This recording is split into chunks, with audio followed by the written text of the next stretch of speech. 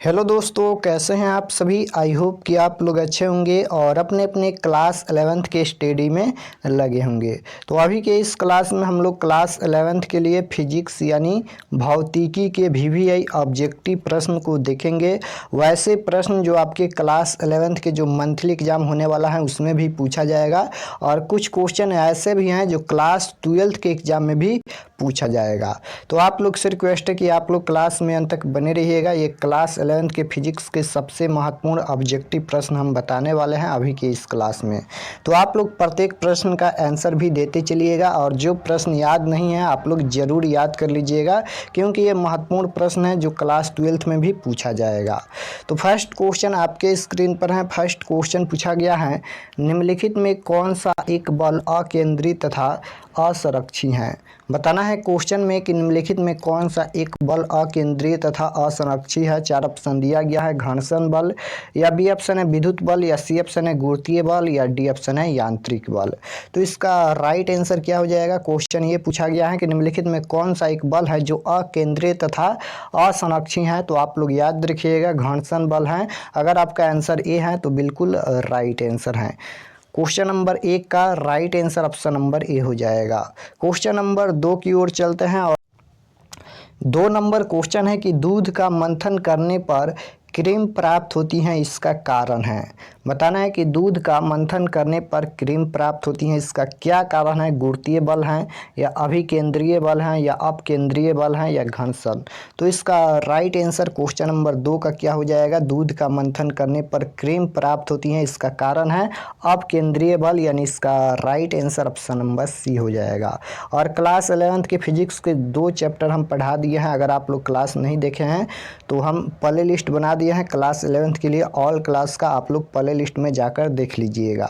चलिए question number 3 पर आते हैं और 3 नंबर यहाँ पर क्वेश्चन पूछा गया है कि किसी कालीन की सफाई के लिए यदि इसे छड़ी से पीट जाए तो उसमें कौन सा नियम लागू होता है। बताना है किसी कालीन की सफाई के लिए यदि उसे छड़ी से पीट जाए तो उसमें कौन सा नियम लागू होगा। तो आप लोग याद रखिएगा गति के पहला नियम लागू होगा, यानी इसका right answer option number A हो जाएगा, गति का पहला नियम। क्वेश्चन नंबर 4 पूछा गया है, निम्नलिखित में से किस राशि का मात्रक नहीं है। बताना है कि निम्नलिखित में से किस राशि का मात्रक नहीं है। ए ऑप्शन है प्रतीकात, बी ऑप्शन है बल, सी ऑप्शन है दाब, डी ऑप्शन है विकृति। तो निम्नलिखित में से किस राशि का मात्रक नहीं है। तो आप लोग याद रखिएगा इसका right answer option number D हो जाएगा, विकृति।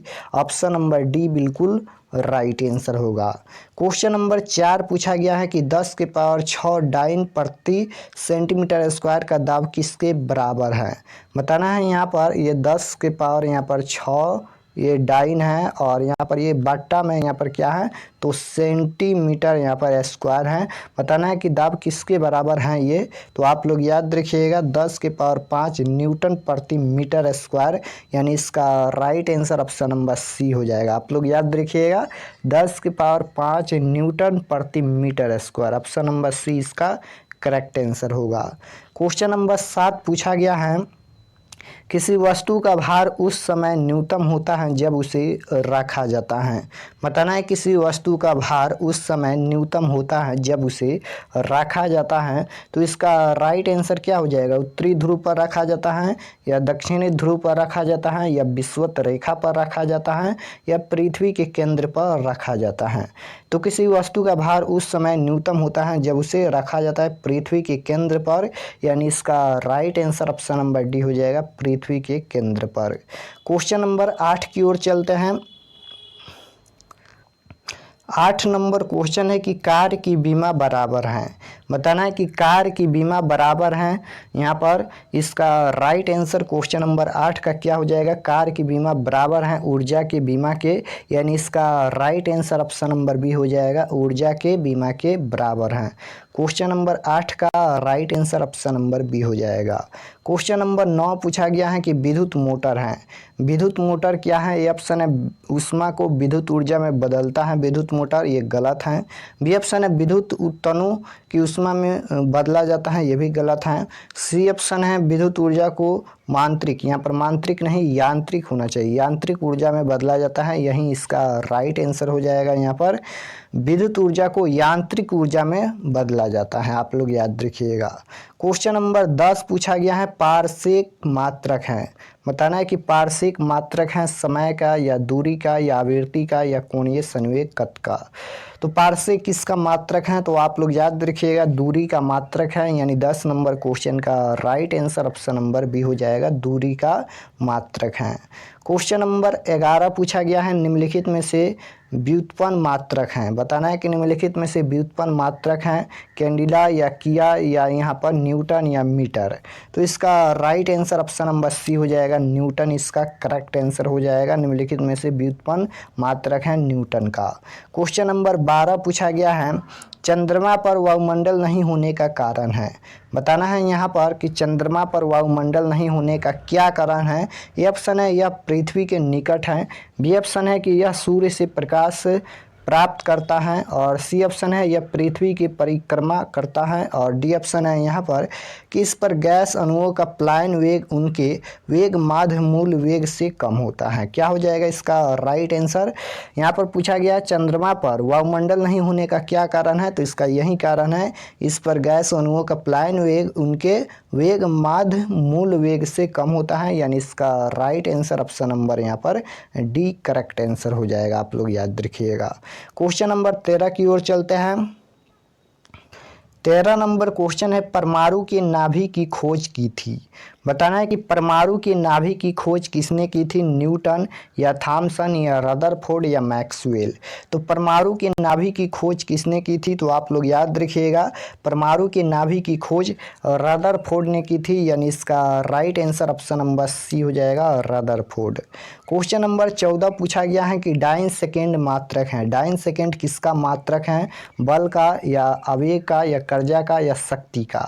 तो डाइन सेकेंड मात्रक है, आप लोग याद रखिएगा आवेग का मात्रक है, यानी इसका right answer option number B हो जाएगा, आवेग का मात्रक है। क्वेश्चन नंबर 15 पूछा गया है कि पृष्ठ तनाव का मात्रक होता है। बताना है कि पृष्ठ तनाव का मात्रक क्या होता है, तो आप लोग याद रखिएगा पृष्ठ तनाव का मात्रक न्यूटन मीटर इनवर्स होता है, यानी इसका right answer option number B हो जाएगा, आप लोग याद रखिएगा। क्वेश्चन नंबर 16 की ओर चलते हैं, और 16 नंबर क्वेश्चन पूछा गया है कि परवल नाभिकीय बल विद्युतीय चुंबकीय बलों की अपेक्षा होता है।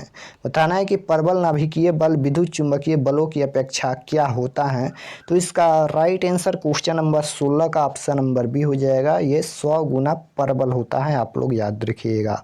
क्वेश्चन नंबर 16 का right answer option number B हो जाएगा। क्वेश्चन नंबर 17 है कि 1 न्यूटन बराबर होता है।